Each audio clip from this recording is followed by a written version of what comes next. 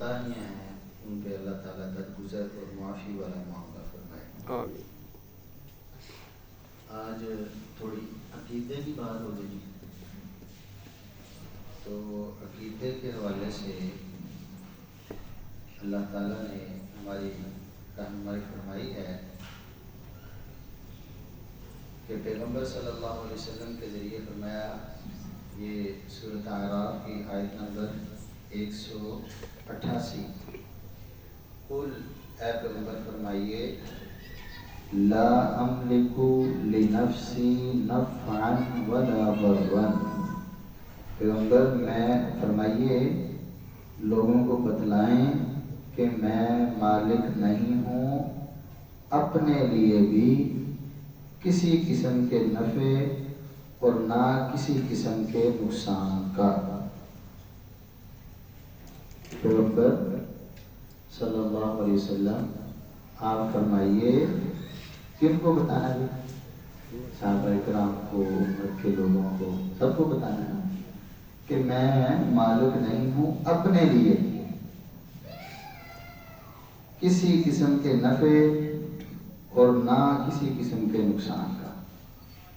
جب پیغمبر، یہ میری ذاتی کتاب نہیں ہے، یہ قرآن مجید ہے، کوئی بھی جا کے اس کو کھول کے پڑھے، تمام نسخے ایک جیسے ہیں.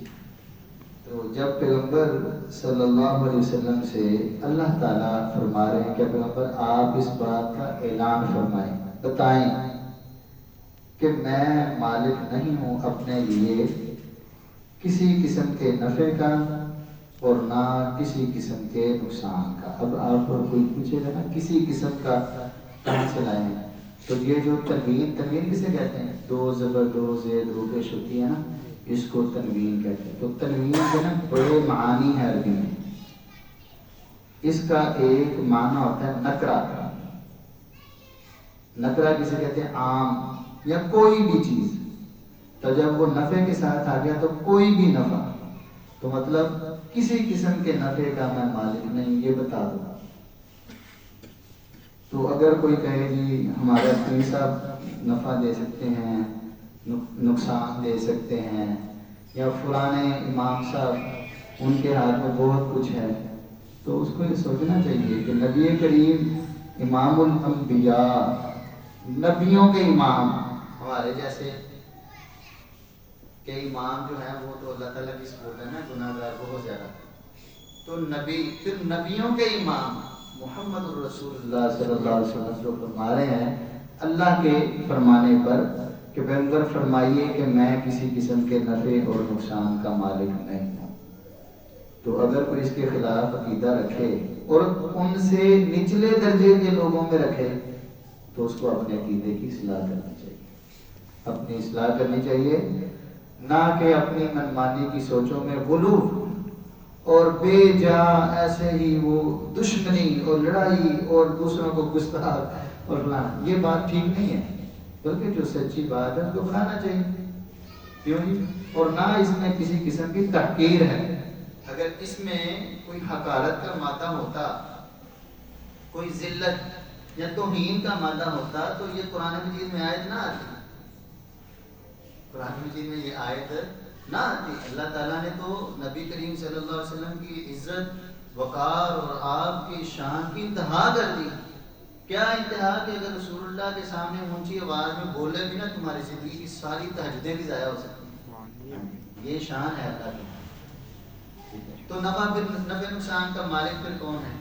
اللہ تعالیٰ کی ذات ہے. آپ نے کبھی دیکھا نہیں کہ آپ بڑی کوشش کرتے ہو اپنے لیے فائدہ کرنے کی، بڑی انویسٹمنٹ کر دیتے ہو، واضح نفع نظر آ رہا ہے، بڑی کوشش کرتے ہو لیکن نفع نہیں ہوتا. کیوں نہیں ہوتا بھی؟ ساری ظاہر میں کہتے یار میں تو ٹھیک ہی لے کے کیتا سی، تو کیوں نہیں ہوا بھی؟ اس وجہ سے کہ آپ مالک نہیں ہیں، اپنے لیے بھی نفع کے مالک نہیں ہیں. تو کسی کے لیے کجا ہونا ہے تو ہم تو کوشش کر سکتے ہیں. اگر وہ ہماری کوشش اللہ کی مرضی کے مطابق نفع میں بدلنا ہوئی، اللہ تعالیٰ چاہے کہ نفع ہوگا تو پھر ہوگا، ٹھیک ہے. اور کسی طرح بہت سے لوگ دوسروں کو نقصان پہنچانا چاہتے ہیں لیکن وہ ہر دفعہ بچ جاتا ہے. کیوں؟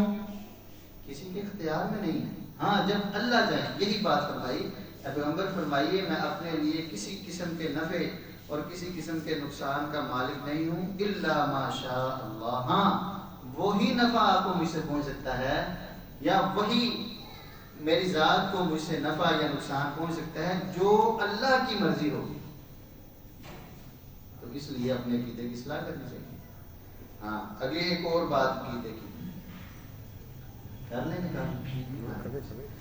وَلَوْ كُنْتُ، اسی آیت کا اگلا حصہ ہے، وَلَوْ كُنْتُ أَعْلَمُ الْغَيْبِ، اور اگر میں غیب جانتا ہوتا، ہاں جی تو لوگ کہتے ہیں جی اللہ کے نبی صلی اللہ علیہ وسلم غیب جانتے ہیں، کہتے ہیں نا، اب یہ قرآن مجید ہے، میں وَلَوْ كُنْتُ أَعْلَمُ الْغَيْبِ، اگر میں غیب جانتا ہوتا تو لَسْتَكْثَرْتُ مِنَ الْخَيْرِ، میں ضرور بہت ساری بھلائیاں کٹھی کر لیتا۔ آپ کہتے ہوں گے بھلائی تو آپ نے کٹھی کی ہیں، آگے ہے وَمَا مَسَّنِيَ السُّوءُ، مجھے کوئی تکلیف نہ پہنچی۔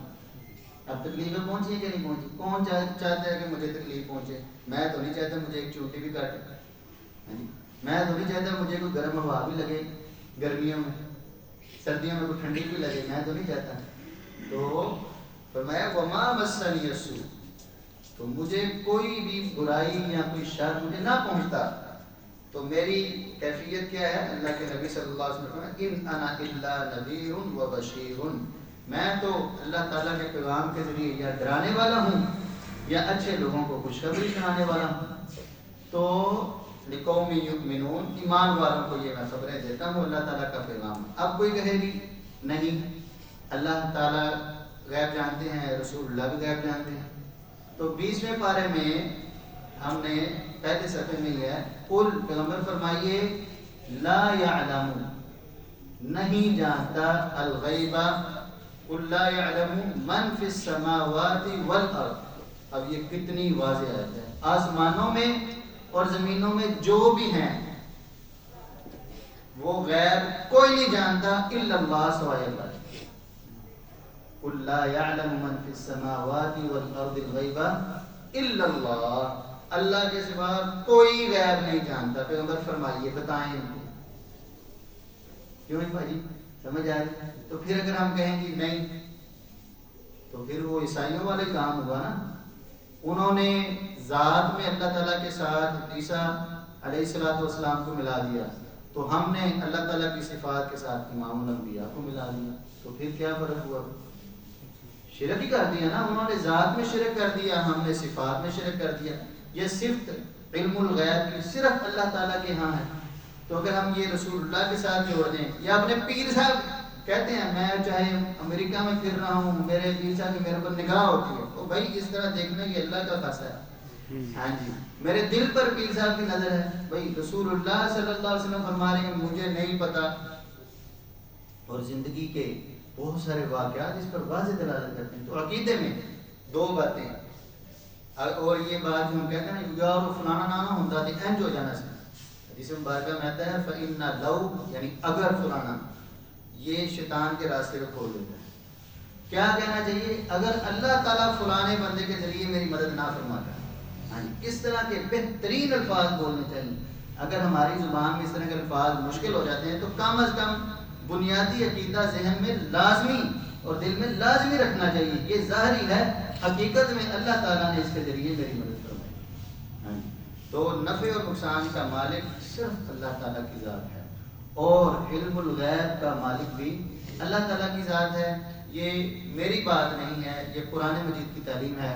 اللہ تعالیٰ ہمیں اس پر عمل کرنے اور اسی طرح کا عقیدہ رکھنے کی توفیق عطا فرمائے۔ وآخر دعوانا الحمد للہ رب العالمین۔